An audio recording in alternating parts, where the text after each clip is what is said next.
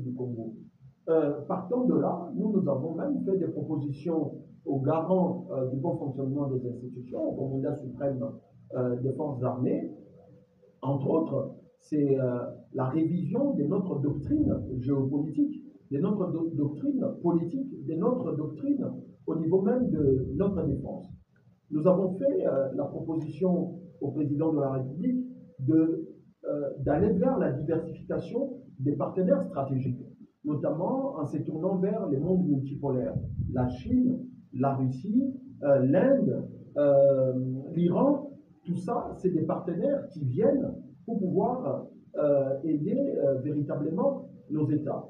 Et au niveau africain, nous avons proposé au président de la République la possibilité de s'approcher, de se rapprocher des partenaires panafricains de l'Alliance des États du Sahel, qui aujourd'hui sont davantage en train de s'organiser, et les fruits, aussi bien au Niger, au Burkina, au Mali, sont palpables. Et nous ne pouvons pas continuer à avoir les mêmes partenaires qui sont avec nous et qui sont avec les Rwandais et qui signent des partenariats commerciaux sur des minerais stratégiques que ne possèdent pas les Rwandais, et espérer que ces partenaires puissent sanctionner de façon rigoureuse, de façon tangible les Rwandais. Et ça, nous les savions, nous les voyons depuis très très longtemps. Et donc, ça c'est au niveau plus ou moins d'un certain nombre de propositions. Et ici, nous nous satisfaisons que parmi nos propositions, que les chefs de l'État, dans son discours hier, reviennent sur la question liée à la réduction drastique des trains de vie, aussi bien des institutions que de leurs animateurs, parce que c'est depuis 2-3 ans que nous devrions normalement être dans une économie de guerre, que nous devrions en fait avoir des autorités dont l'attitude devrait plus ou moins être les reflets de la situation que traverse notre pays. Et qu'aujourd'hui, le président de la République entende cette voie-là, je pense que nous sommes satisfaits. Mais maintenant, nous serons davantage satisfaits si Madame la Première ministre, avec Monsieur Patrick Mouyaya, ministre et porte-parole du gouvernement, organise un briefing comme ils ont l'habitude de l'organiser pour nous dire très concrètement qu'est-ce qu'ils ont fait en termes de réduction des trains de vie, aussi bien des institutions que de leurs animateurs. Les ministres touchaient combien ils ont maintenant, quels étaient les frais de fonctionnement des différentes institutions, Assemblée nationale, Sénat, gouvernement, présidence de la République, et ainsi de suite, et à quel niveau ils ont réduit cela, de sorte à ce que nous puissions consentir l'essentiel de nos efforts sur la guerre que nous avons. Nous sommes en guerre. L'autre chose aussi, c'est que nous retenons ici dans les discours du président, c'est éventuellement les remerciements la mission, notamment avec les leaderships de l'Afrique du Sud, qui, jusqu'à preuve du contraire, montrent à la face du monde qu'il est ici question d'étudier la possibilité de mettre hors état de nuire M. Kagame avec son régime, parce que la guerre ici, elle n'est pas qu'une guerre congolaise, c'est une guerre qui risque d'embraser la sous-région de l'Afrique centrale, parce que imaginez-vous que s'il doit y avoir des déplacements des populations, facilement, nous aurons des populations congolaises qui vont se déplacer vers la Centrafrique, qui vont se déplacer vers les Cameroun, qui vont se déplacer vers les Congo-Brazzaville, qui vont se déplacer vers les Tchad. Et donc, il y aura un embrasement de la sous-région. Et comme un certain nombre de pays de la sous-région sont également frontaliers avec des pays d'autres sous-régions, notamment les Tchad, qui n'est pas trop loin du Niger, et ainsi de suite. Donc, c'est une crise africaine. Il faut mettre hors état de nuire M. Kagame. Il faut arrêter M. Kagame dans l'idée hégémonique qu'il a au niveau non seulement régional, mais au niveau de l'Afrique. Ici, nous voudrions demander au président de la République de trouver des possibilités de prendre dans un certain moment, dans un premier temps, des distances avec l'Union africaine. Parce qu'aujourd'hui, l'Union africaine, aussi bien sur des questions du Sahel, sur des questions du Soudan, sur des questions de l'Algérie, aujourd'hui de la Libye, aujourd'hui c'est les Congo, depuis près de 3 décennies, l'Union africaine n'a pas de capacité aujourd'hui pour pouvoir imposer et apporter la paix. en République démocratique du Congo. L'Union africaine peine à désigner formellement, officiellement et ouvertement les Rwandais comme faiseurs des morts et des désolations en République démocratique du Congo. Il faut exiger de la clarté plutôt que laisser l'Union africaine dans l'ambiguïté qu'ils sont en train d'entretenir. Donc pour nous, ce discours est un discours qui a été au plan militaire déterminant, mais également au plan interne, en termes de cohésion. Je pense que ce discours est allé dans le sens de rassembler, parce que le président de la République a appelé les uns et les autres, les sensibilités politiques, la société civile, ainsi que l'ensemble du peuple congolais, à unir nos forces pour bouter l'ennemi hors état de nuire de la République démocratique du Congo. Voilà. Vous avez évoqué ici la mission de la SADC, de l'Union africaine, également de l'économie de guerre. Mais est-ce que le chef d'État a employé les mots qu'il fallait? Il a fait une similarité en disant nous allons riposter. C'est les mots qu'il faut, question de temps soit fait, soulager cette population, plus particulièrement celle de l'Est du pays. On a besoin aujourd'hui de déclarer la guerre puisque nous y sommes déjà. Nous y sommes. Nous avons une armée étrangère sur les sols congolais. Et les textes de droit international disposent de la légitime défense. Et aujourd'hui, nous sommes en droit et en position de pouvoir légitimement nous défendre et défendre l'intégrité de notre territoire. Et ça, c'est pertinent. Et les chefs de l'État, avec un ton ferme, en montrant tout de suite qu'une riposte rigoureuse, proportionnelle, est en train de s'organiser, je pense que ceci est une réponse justement à nous, Congolais, qui attendions que les chefs de l'État déclarent la guerre, parce que même nous, Horizon 2023, nous l'avions demandé au président de la République de déclarer la guerre, mais je pense que ces points évoqués par le président de la République, justement en rapport avec la réponse, elle est là.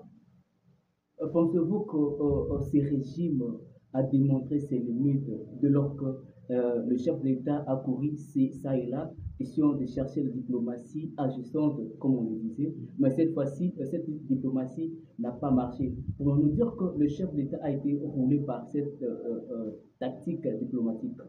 Écoutez, moi je suis diplomate de formation, je puis vous dire qu'aucune guerre au monde ne s'est terminée sans la diplomatie. La diplomatie, il faut la faire et il faut la faire encore, d'une part. D'autre part, oui, nous ne pouvons pas dire, déjà, il y a des victoires dans l'action diplomatique du président de la République, notamment, vous êtes sans ignorer qu'avant l'accession de Félix Tshisekedi au pouvoir, aucun pays à travers le monde, aucune organisation mondiale n'avait clairement reconnu le Rwanda comme faisant partie des tireurs des ficelles dans les conflits armés en République démocratique du Congo. Aujourd'hui, l'action diplomatique de Félix Tshisekedi a eu l'avantage de faire en sorte que, point n'est besoin, ce n'est plus un secret. Aujourd'hui, c'est scientifiquement prouvé que Kagame, avec son régime, les régimes rwandais, sont ceux qui sèment désolation en République démocratique du Congo, malheureusement, pour servir des intérêts de certaines puissances occidentales. Vous êtes sans ignorer que l'Union européenne a signé un contrat commercial des minerais stratégiques avec le Rwanda, alors que les sous-sols du Rwanda ne possèdent pas ces minerais-là. Et donc, aujourd'hui, que l'Union européenne, que les Nations unies, que les différents pays, hier encore c'était le président Joao Lourenço, qui finalement a cité nommément le Rwanda. Ça, c'est une victoire diplomatique, de sorte que c'est connu à travers le monde. Je vais même prendre un exemple. Aujourd'hui, vous avez les supporters par exemple du football club Paris Saint-Germain qui aujourd'hui ont initié une pétition qui consiste à demander à la direction du Paris Saint-Germain de retirer les contrats avec l'agence touristique rwandaise et vite que leur club ne puisse porter des maillots floqués visite Rwanda. Je pense que de ces points de vue-là, au niveau communicationnel, au niveau de la reconnaissance de l'implication du Rwanda, ça c'est une victoire diplomatique. Mais maintenant, ça ne suffit pas. Ce que nous recherchons aujourd'hui, c'est des sanctions, mais exactement des actions concrètes sur terrain. Malheureusement, de ces points de vue-là, ce n'est pas encore arrivé. Le président de la République l'a dit hier que nous prenons acte de cette attitude qui frise la complicité de la communauté internationale face à ce que nous sommes en train de commettre. Mais maintenant, il nous appartient à nous, Congolais, de nous prendre en charge avec des partenaires plus ou moins fiables qui tiennent à accompagner la République démocratique du Congo à retrouver sa souveraineté et à récupérer l'intégrité de son territoire. C'est pour ça que nous proposons encore une fois de plus la diversification des partenaires stratégiques en allant vers le monde multipolaire. C'est la Russie, c'est la Chine, c'est la Turquie, c'est l'Inde, c'est l'Iran et c'est même le Brésil. Il faut aller vers ces mondes-là. Et au niveau africain, il faut se tourner davantage vers l'alliance des États du Sahel, notamment avec le président Abdourahmane Chani, avec le président Assimi Goïta, avec les présidents Ibrahim Traoré. D'autant plus que très bientôt, probablement, cette alliance va s'agrandir avec 2-3 pays qui probablement d'ici là vont intégrer l'alliance des États du Sahel. Voilà. Vous parlez, vous demandez au chef d'État de prendre distance avec l'Union africaine. Qu'est-ce qui a motivé cette demande auprès du chef d'État dès lors qu'il y a une probable rencontre entre le chef d'État Félix Tshisekedi et le président Paul Kagame sous la médiation de Lorenzo et le président de l'Afrique du Sud? Nous sommes en train de vouloir prendre les mêmes choses et puis recommencer et attendre un résultat différent. Nous sommes en guerre. Nous sommes aujourd'hui à Goma, nous perdons des militaires, nous perdons la population. Kagame veut venir dans les discussions que lui-même sabote par contre. Parce que je pense, si je ne m'abuse, les 23 ou les 13 décembre, ces échanges auront déjà eu lieu, notamment à Luanda, sous les auspices du président Lorenzo. Mais quel est le président qui a boycotté cette rencontre? C'est bien le président Kagame. Mais il boycotte, mais lui, il est sur terrain, il gagne du terrain. Nous devons pouvoir nous comporter de la même manière. La force, à un certain moment, elle ne peut qu'écouter la force.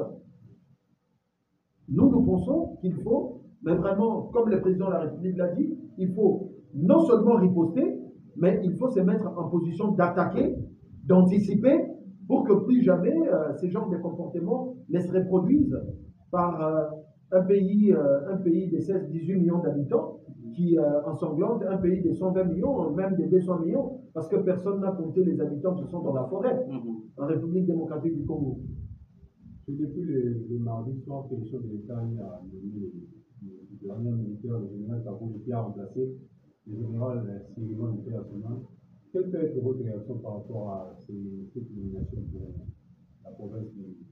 C'est une réaction positive, dans la mesure où l'État devrait continuer à fonctionner et qu'il fallait absolument imposer l'autorité de l'État, le rétablissement de l'autorité de l'État à travers ses dirigeants au niveau de la province du Nord Kivu. Donc il était important que le président de la République prenne cette décision qui nomme une nouvelle administration au niveau de la province du Nord Kivu, notamment son gouverneur. Votre message direct à ces gouverneurs, parce qu'on a parlé l'autre fois de la trahison, des pièges qui a fait à ce que le général Sylvain qui est tombé en maladie.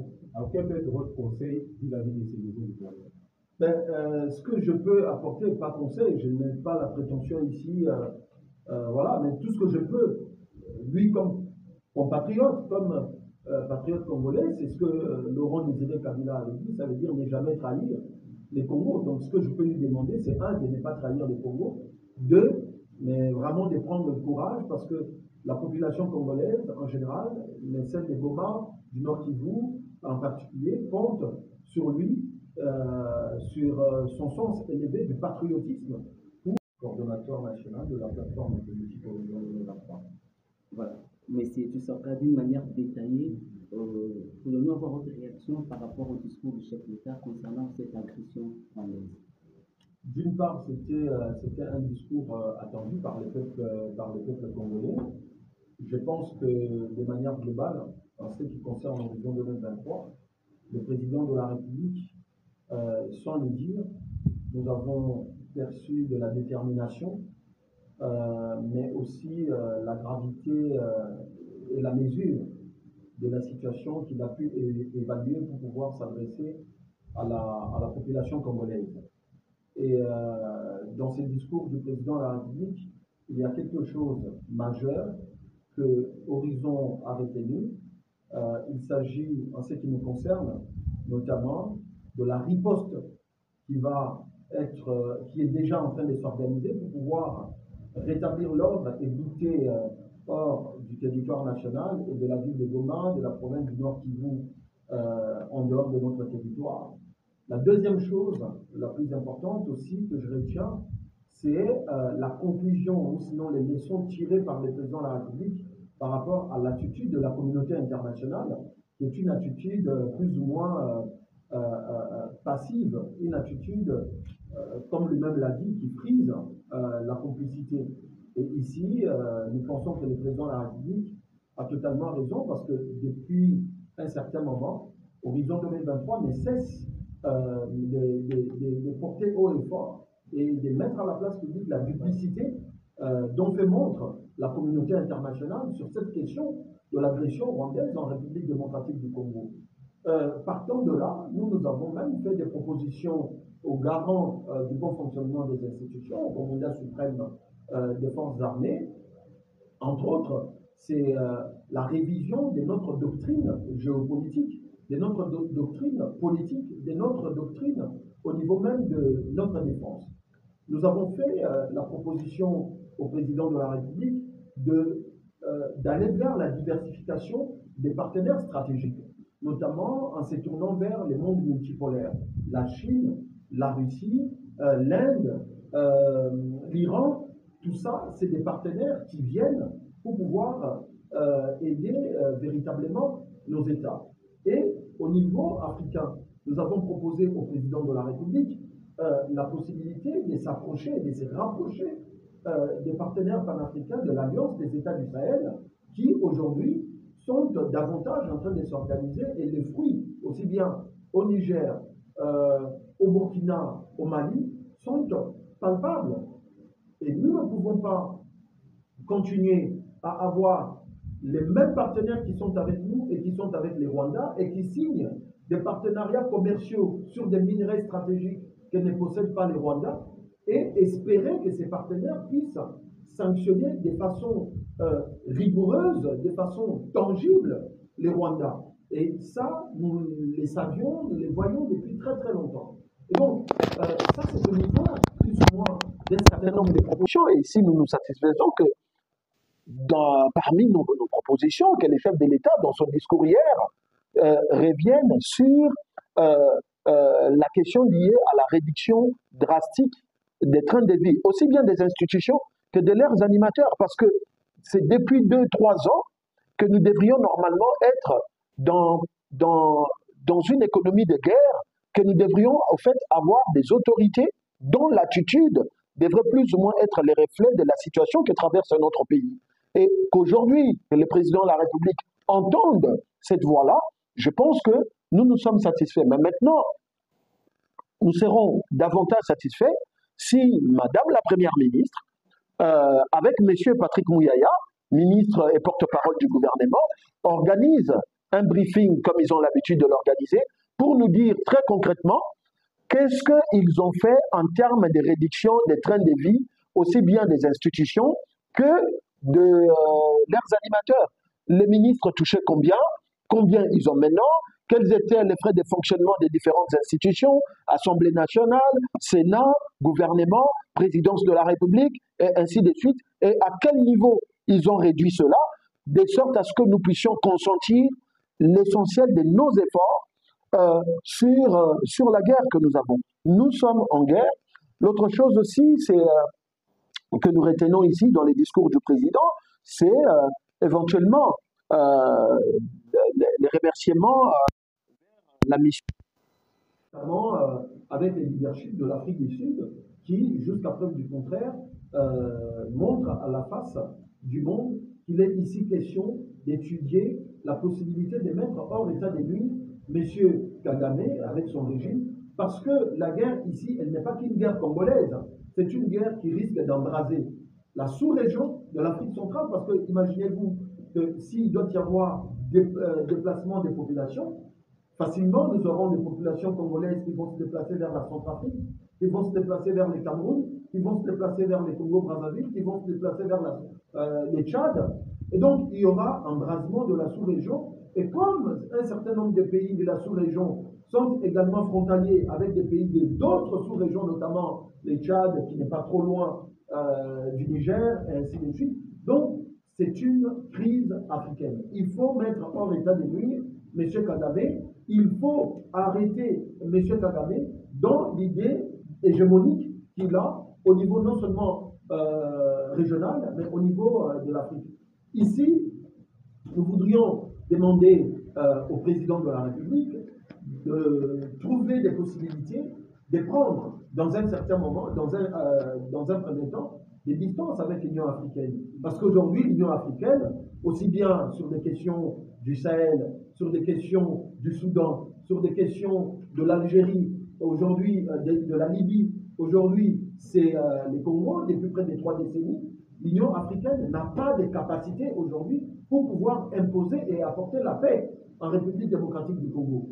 L'Union africaine peine à désigner formellement, officiellement et ouvertement les Rwandais comme faiseurs des morts et des désolations en République démocratique du Congo. Il faut exiger de la clarté plutôt que laisser l'Union africaine dans l'ambiguïté qu'ils sont en train d'entretenir. Donc pour nous, ce discours est un discours qui a été au plan militaire déterminant, mais également au plan interne, en termes de cohésion. Je pense que ce discours est allé dans le sens de rassembler, parce que le président de la République a appelé les uns et les autres, les sensibilités politiques, la société civile, ainsi que l'ensemble du peuple congolais, à unir nos forces pour bouter l'ennemi hors état de nuire de la République démocratique du Congo.